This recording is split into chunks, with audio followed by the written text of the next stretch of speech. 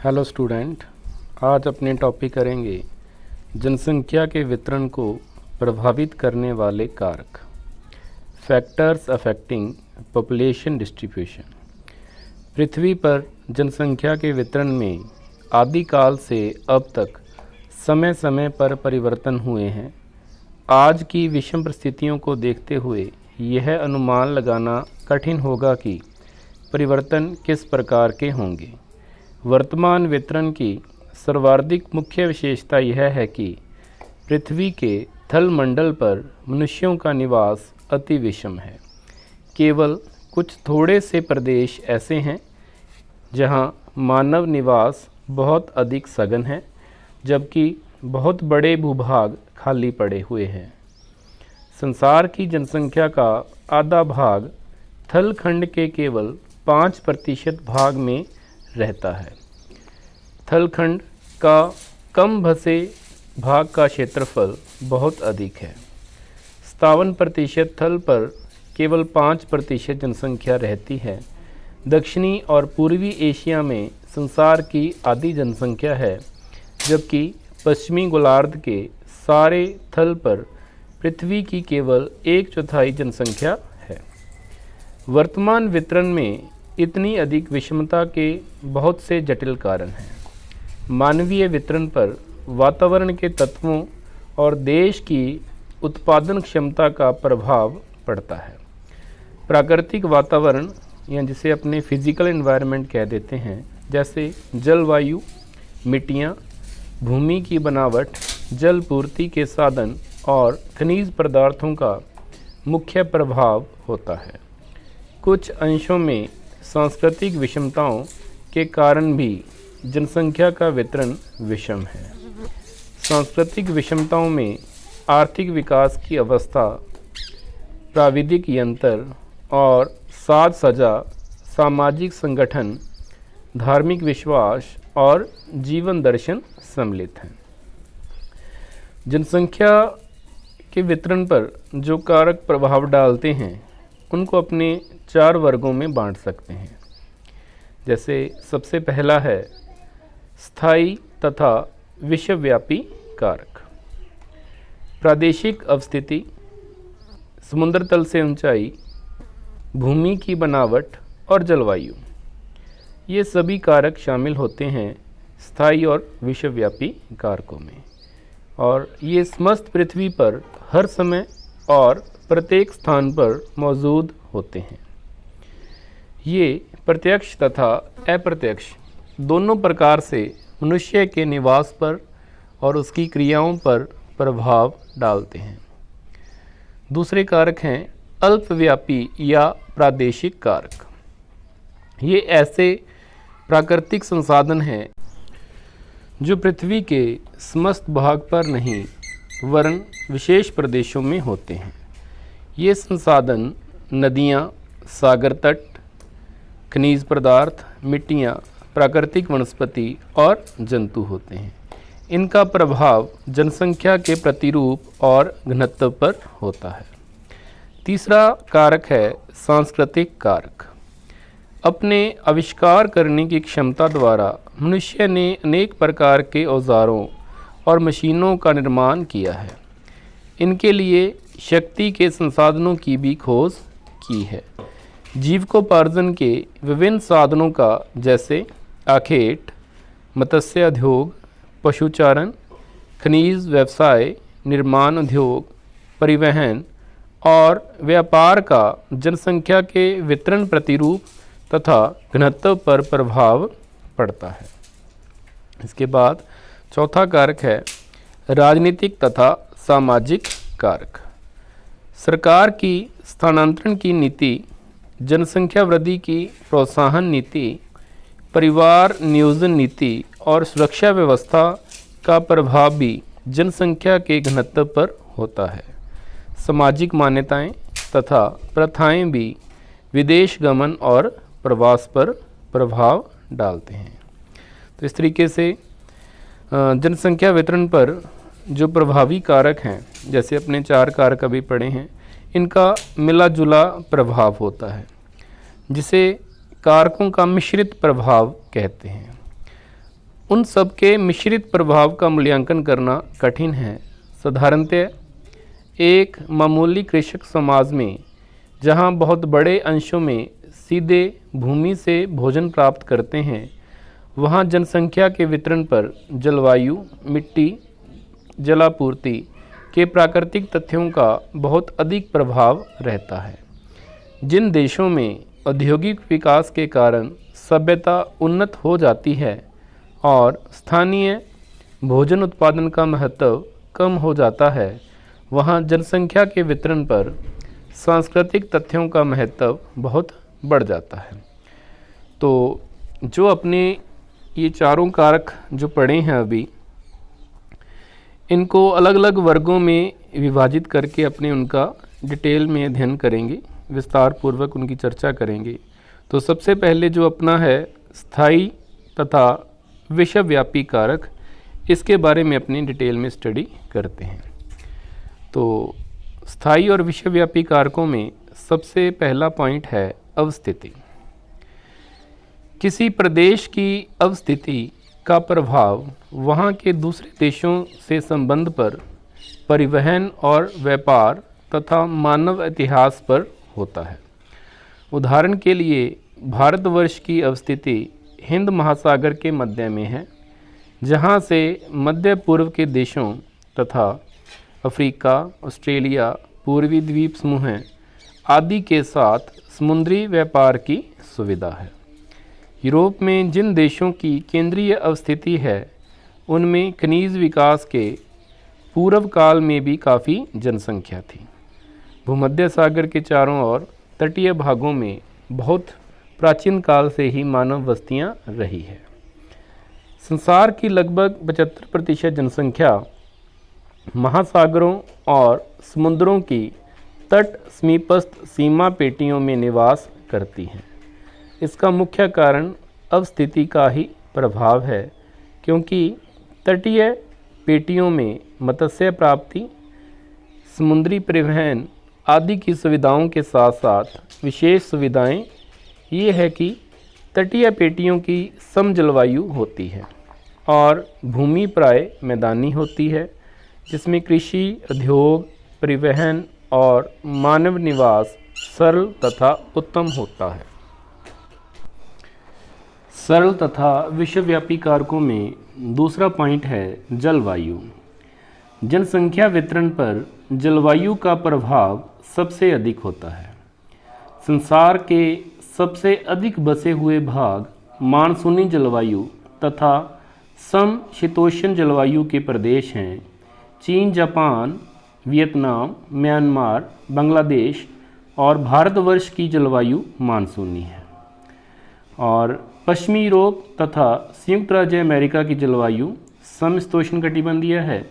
इन देशों में बड़े मानव समूहों का निवास है। जिन प्रदेशों की जलवायु अति उष्ण और शुष्क है, जैसे कि सहारा, अरब, थार, कालाहारी, अटाकामा और ऑस्ट्रेलिया के मरुस्थलों की है, वहाँ बहुत कम आबादी है।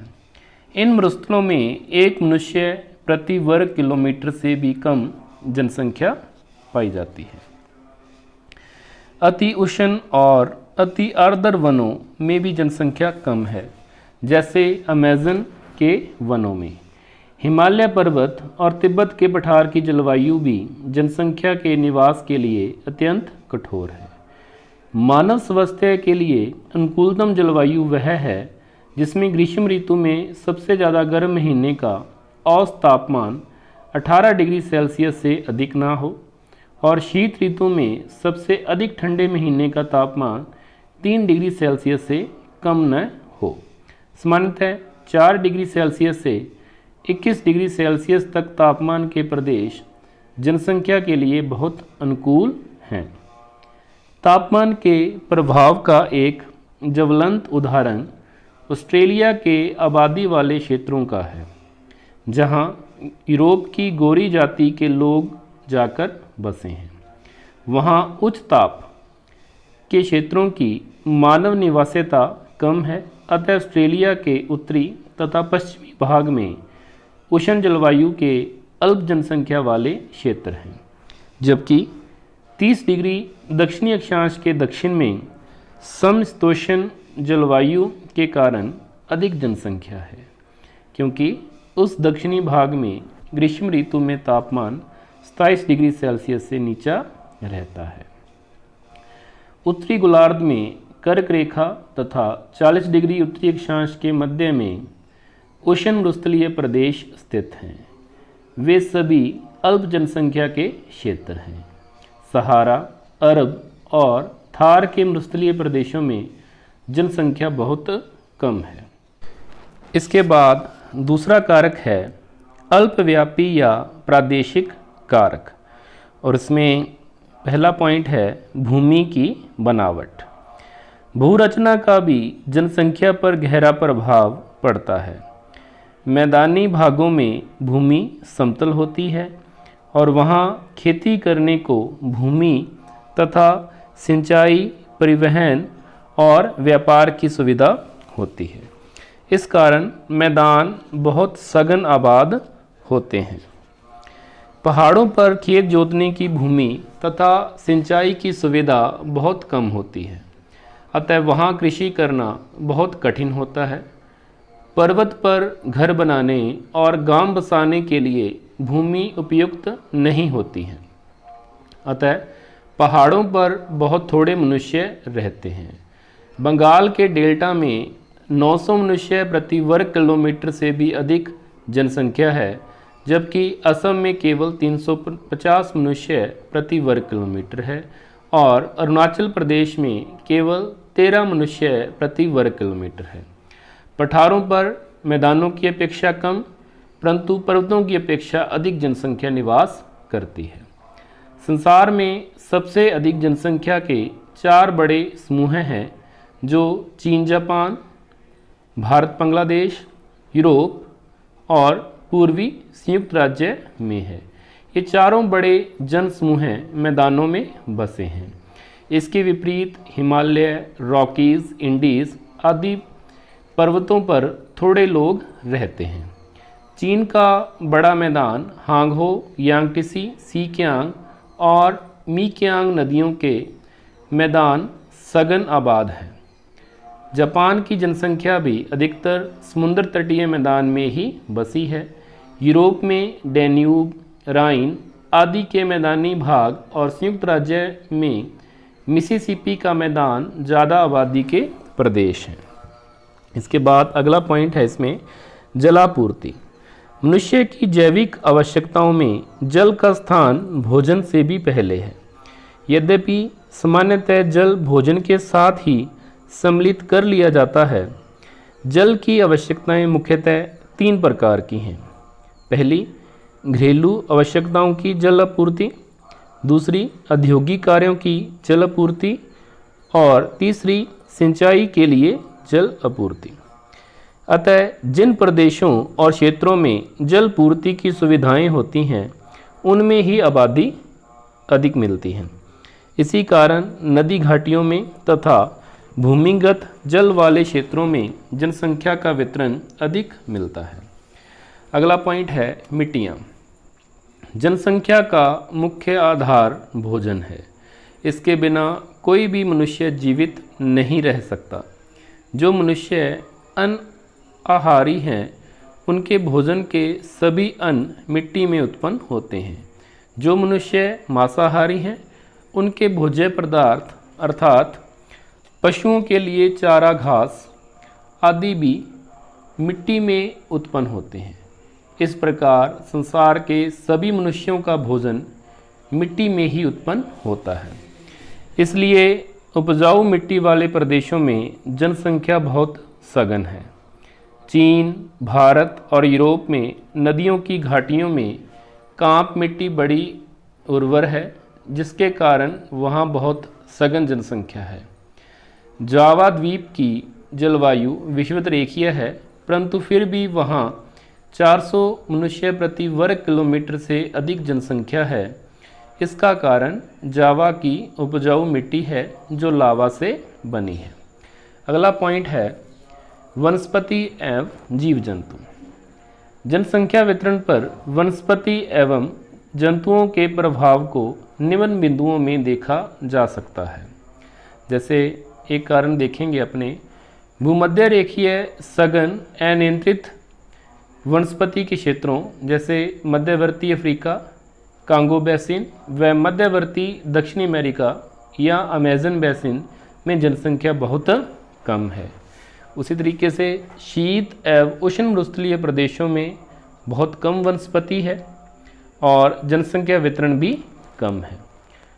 तीसरा कारण देखेंगे इसमें या प्रभाव देखेंगे कि मध्य अक्षांशीय प्रदेशों तथा मानसूनी प्रदेशों में यहाँ वनस्पति सामान्य है जिसे नियंत्रित किया जा सकता है, अतः कृषि कार्य के लिए अनुकूल है, वहाँ जनसंख्या अधिक है।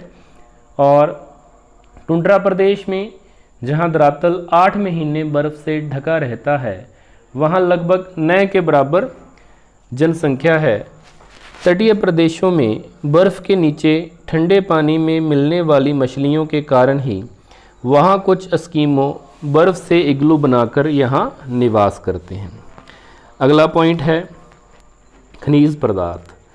जिन प्रदेशों में खनिज संपत्ति की पर्याप्त मात्रा है उनमें औद्योगिक उन्नति की सुविधा रहती है। औद्योगिक उन्नति से अधिक जनसंख्या को भोजन, वस्त्र आदि प्राप्त हो सकते हैं। यूरोप के सबसे सघन प्रदेश वहाँ के कोयला लोहा क्षेत्र हैं।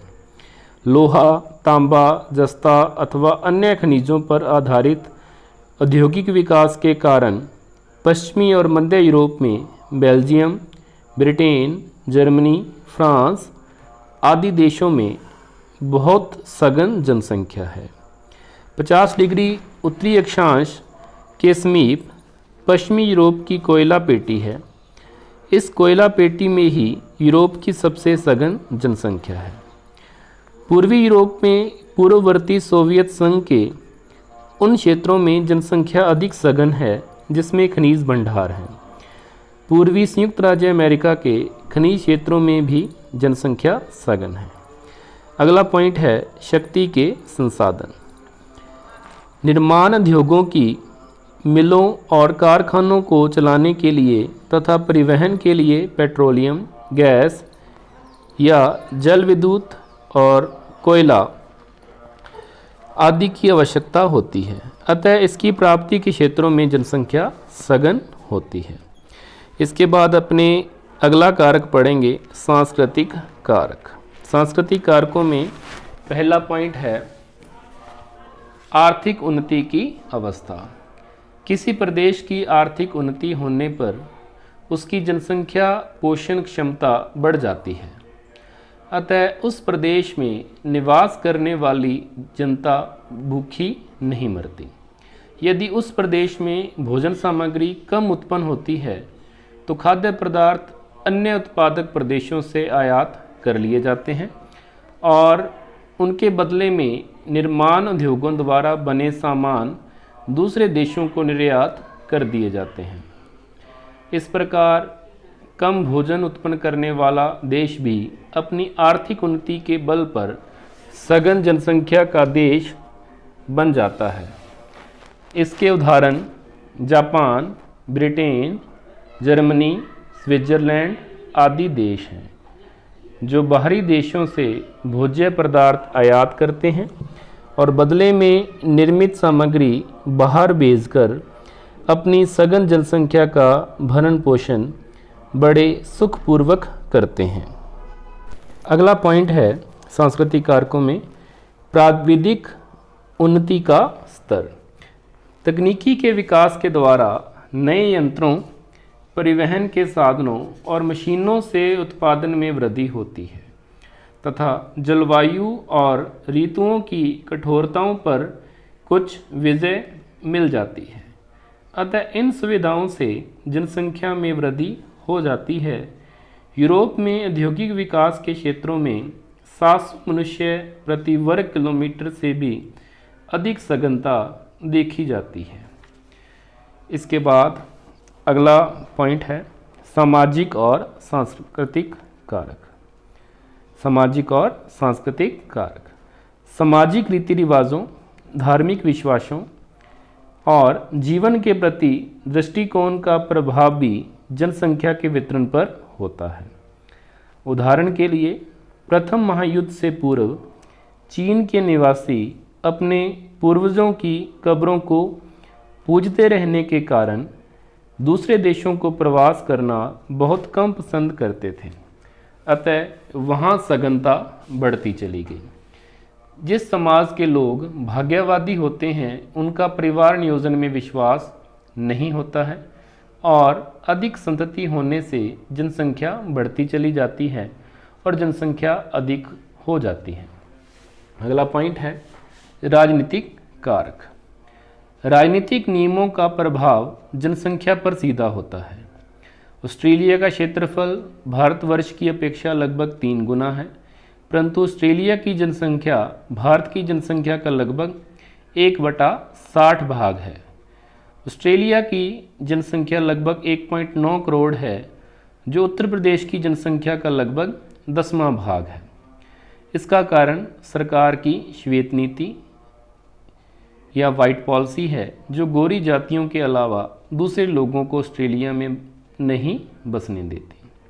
अगला पॉइंट है मानवीय छांट की सीमा या और मनोवैज्ञानिक कारक। मनुष्य किसी प्रदेश में अधिक या कम निवास करे, इस विषय में मनुष्य की छांट 2 सीमाओं के बीच रहती है। एक और वातावरण के द्वारा निश्चित की हुई सीमा होती है और दूसरी ओर उस प्रदेश की सरकार द्वारा निश्चित की हुई नीति। जनसंख्या के कुछ समूह अपनी छांट के प्रदेशों में रहते हैं और आजीविका कमाने की विधि अपने छांट के अनुसार रखते हैं, परंतु इससे यह बात सिद्ध नहीं होती कि जो क्षेत्र उन्होंने छांटे थे वे सर्वोत्तम थे या उनकी छांटी हुई विधि सबसे अधिक लाभदायक है। इसलिए ऐसा देखा जाता है कि कुछ लोग अल्प साधनों के क्षेत्रों में बसे रहते हैं और उनकी जीविकोपार्जन की विधि भी पिछड़ी हुई होती है। इसके उदाहरण पर्वतों या वनों में बसने वाले मानव वर्ग हैं।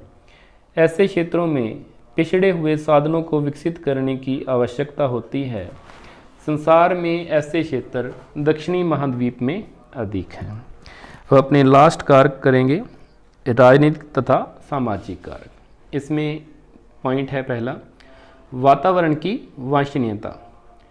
मानव सभ्यता के विकास के साथ साथ और परिवहन तथा संचार की उन्नति के साथ साथ विभिन्न प्रदेशों की वांछनीयता में परिवर्तन हुए हैं। यद्यपि यह बात तो अब भी सत्य है कि जिस प्रदेश में आर्थिक संभावनाएं विभिन्न प्रकार की होती हैं उस प्रदेश में बसने की इच्छा अधिक होती है और यहाँ पर आर्थिक लाभ की संभावनाएं कम संख्या में होती हैं, वहाँ मनुष्य की छांट बड़ी संकुचित होती है। उदाहरण के लिए भारत के बिहार राज्य के उत्तरी भाग में कृषि द्वारा सघन जनसंख्या पोषण करने की क्षमता है और उसके छोटा नागपुर पठार में खनिज संपत्ति के कारण निर्माण उद्योगों के विकास की बहुत भारी क्षमता है। अतः बिहार राज्य में विभिन्न संभावनाओं के कारण जनसंख्या सघन होती जाएगी। इसके विपरीत हिमालय की तराई की पेटी में आर्थिक संभावनाएं कम हैं, अतः तराई की पेटी में जनसंख्या की सघनता कम रहेगी। परंतु कुछ प्रदेश ऐसे भी हैं जिनका भूतकाल में आर्थिक मूल्यांकन कम था और आज उनका महत्व बढ़ गया है। इस परिवर्तन में आधुनिक परिवहन का बड़ा प्रभाव हुआ है। इसमें लास्ट पॉइंट है अंतर्राष्ट्रीय देशों की पारस्परिक निर्भरता। वर्तमान काल में विशेषीकरण बढ़ जाने से सभ्य राष्ट्र अपने भोजन, वस्त्र और दूसरी आवश्यकताओं के लिए एक दूसरे पर निर्भर करते हैं। ब्रिटेन और जर्मनी का भोजन अधिकतर ऑस्ट्रेलिया, कनाडा, अर्जेंटीना, न्यूजीलैंड आदि से मशीनों के बदले में आता है। अब एक प्रदेश की उपज दूसरे प्रदेश की उपज से सरलतापूर्वक बदली जाती है। इस कारण विभिन्न प्रदेशों में उत्पादन में विशेषीकरण हो गया है और विशेषीकरण द्वारा अधिक जनसंख्या का पोषण हो सकता है। उदाहरण के लिए ग्रेट ब्रिटेन अधिकतर निर्मित माल और यंत्र आदि का निर्यात करके भोजन सामग्री दूसरे देशों से आयात करता है। जापान ने निर्माण उद्योगों का अधिक विकास करके अपनी सघन जनसंख्या के पोषण की क्षमता प्राप्त कर ली है। इस प्रकार मानवीय वर्गों की पूर्ति के लिए व्यापारिक निर्भरता अधिक बढ़ती जा रही है। व्यापार ने देशों की आर्थिक आत्मनिर्भरता के बजाय विशेषीकरण को प्रोत्साहन दिया है, परंतु बढ़ते हुए व्यापार के साथ साथ देशों में परस्पर राजनीतिक संबंध भी बढ़ते गए हैं और कभी कभी एक दूसरे को ठीक प्रकार से न समझने के कारण परस्पर युद्ध भी हुए हैं। अतएव यह आवश्यक है कि विभिन्न देशों को परस्पर एक दूसरे को ठीक प्रकार से समझना चाहिए और अन्य देशों के साधनों तथा वहाँ की जनता का सहानुभूतिपूर्ण अध्ययन करना चाहिए।